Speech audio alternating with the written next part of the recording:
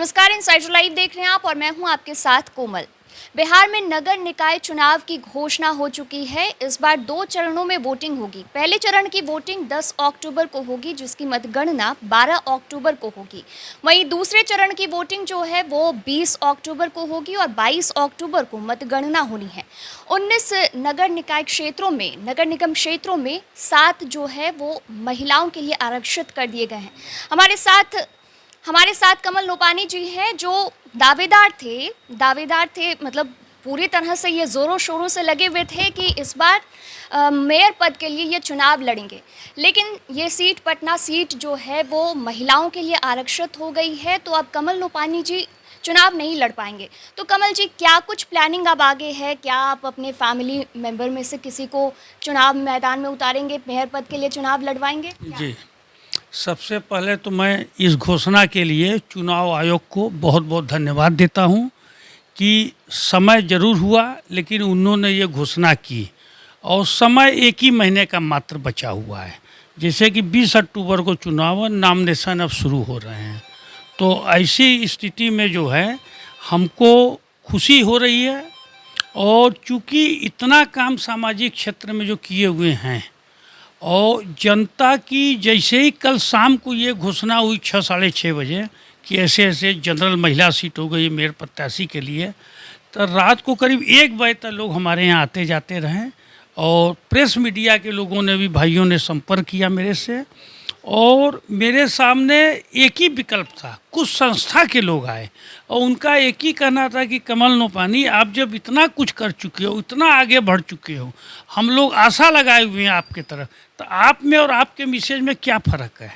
आप उनको चुनाव लड़ाइए और चुनाव लड़ाइए। पूर्व में भी इस तरह की कई बातें होती आई हैं चुनाव से संबंधित, कि घोषणा होती है, सीट अदला बदली होती है, कई तरह के आरक्षण की व्यवस्थाएं होती हैं, जो एक सिस्टम है सरकार का, उस अनुसार तो उनकी बातों से हमारा मनोबल ऊंचा हुआ। और चूँकि हम जो भी अभी तक सोशल काम किए हैं 30 सालों के अंदर, उसमें कहीं ना कहीं श्रीमती का, पत्नी का हाथ निश्चित रूप से रहा होगा, क्योंकि बिना पत्नी के सहयोग के हम 30 साल तक सामाजिक सेवा नहीं कर सकते। तो इसका बहुत कुछ क्रेडिट हम अपनी धर्म पत्नी को देना चाहेंगे। इसलिए देना चाहेंगे कि ये जो 2 साल कोरोना काल बीता है, इस कोरोना काल में इस कदर मैं रोड पे घूम रहा था और हमारी पत्नी के पास लगातार सामाजिक लोगों का फ़ोन आ रहा था कि उनको रोका जाए, उनके ऊपर खतरा हो सकता है, वो जान दे देंगे इस कोरोना काल में। लेकिन पत्नी ने उनको एक ही बात कहा कि नहीं, वो सोशल काम कर रहे हैं, उनका भगवान भला करेगा। और तो वही प्रेरणा जो है, पत्नी से रात को बात हुआ, वो सहर्ष स्वीकार की है। उसके पीछे कारण भी है। आज जो भी संस्थाएं सामाजिक क्षेत्र में हैं, तो महिलाएं भी अपने अपने क्षेत्रों में बहुत काम कर रही हैं। कई संस्थाओं से वो खुद जुड़ी हुई हैं। आप उनसे बात करोगी तो आपको निश्चित रूप से जानकारी मिलेगी। और हमें ऐसा विश्वास है और हम आपके माध्यम से पटना की जनता को विश्वास दिलाना चाहते हैं कि जो सेवा का भाव हमारे में है, उससे कहीं बेहतर भाव उनमें भी आपको मिलेगा। जनता को निराश नहीं होगा, क्योंकि जनता ही मालिक है।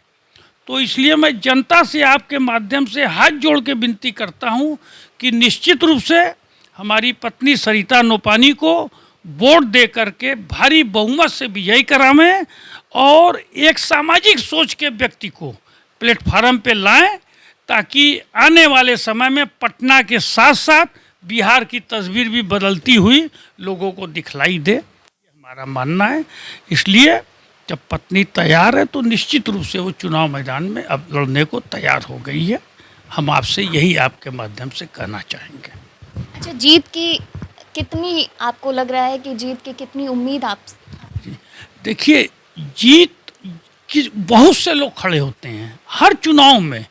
नगर निगम पार्षद से लेके चलिए, नगर निगम, मेयर, डिप्टी मेयर, माननीय विधायक, माननीय सांसद, कई तरह के चुनाव देश में होते हैं। और जब एक क्षेत्र में चुनाव होगा तो कोई एक व्यक्ति जीतता है। और चूँकि हम जब अपना मन बनाए थे तो तो ये समाज के प्रेशर से बनाए थे, समाज की आवश्यकता को देखते हुए बनाए थे। पिछले 5 सालों में पूर्व में जो भी पटना नगर निगम के द्वारा काम किए हुए हैं वो किसी से छिपा हुआ नहीं है कि किसी भी स्तर पे हम ये मजबूती के साथ नहीं कह सकते कि नगर निगम द्वारा ये काम बहुत बेहतर ढंग से हुआ है। सब मैनेजमेंट का खेल था।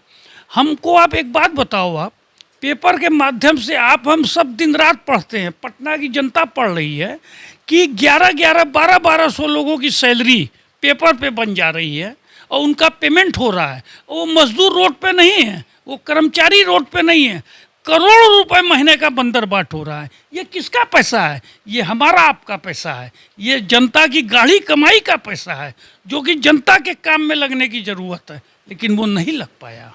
इन सब चीज़ों को देखते हुए निश्चित रूप से हमें अब ऐसा विश्वास है, इतने काम किए हुए हैं ज़मीनी स्तर पे कि जीत सुनिश्चित है, ऐसा हमारा मानना है। कहीं कोई इसमें संदेह की गुंजाइश नहीं दिखती, लेकिन जनता का आशीर्वाद सर्वोपरि है।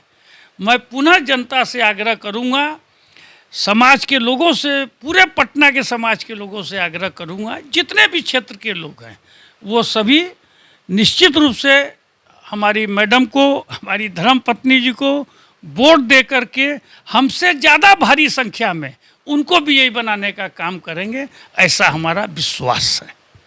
जी नोपानी जी, आपने कोरोना काल में बहुत काम किए थे, ये सभी ने देखा है, मीडिया में बहुत आया भी था कि आपने बहुत काम किए। तो आपके साथ तो पब्लिक सिंपैथी थी, पब्लिक जुड़े थे आपके साथ। क्या लगता है आपकी बीवी के साथ, आपकी वाइफ के साथ जुड़ पाएंगे पब्लिक? निश्चित रूप, अभी मैंने आपको बोला कि ये जो काम किया ये किसकी प्रेरणा है? चैरिटी बिगिन फ्रॉम होम, ये कहावत है और सदियों से चली आ रही है कहावत। अगर घर का साथ न हो तो मनुष्य कुछ नहीं कर सकता है, चाहे वो हिंदुस्तान के प्रधानमंत्री जी हो माननीय, या एक माननीय आम जनता हो। हर परिवार में परिवार के लोगों का भी महत्व उतना ही होता है। तो इसलिए हमें पूरा विश्वास है हमारे काम को देख करके। और अभी जब आप हमारी मैडम से बात करोगी, हमारी श्रीमती जी से बात करोगी, तो उनसे भी आपको कई चीज़ों की जानकारी मिलेंगी कि वो ज़मीनी स्तर पे घर में बैठ करके और कहीं कहीं लोगों के बीच जा कर के क्या काम कर रही हैं गरीबों के प्रति। वो हम समझते हैं कि हमसे बेहतर वो खुद बताएंगी। हमारा इस विषय में बोलना बहुत अच्छा नहीं होगा, क्योंकि जो हमने जो किया वो हमने आपको बताया, उन्होंने जो किया वो उनसे आप जानकारी लोगी, तो हम समझते हैं कि आप भी इस चीज़ को महसूस करोगी कि निश्चित रूप से जीत होनी है। जी बहुत बहुत धन्यवाद नोपानी जी हमसे बात करने के लिए और इनसाइडर लाइव से जुड़ने के लिए। हम अभी मेयर प्रत्याशी आपकी जो वाइफ हैं सरिता नोपानी जी, उनसे भी बात करेंगे।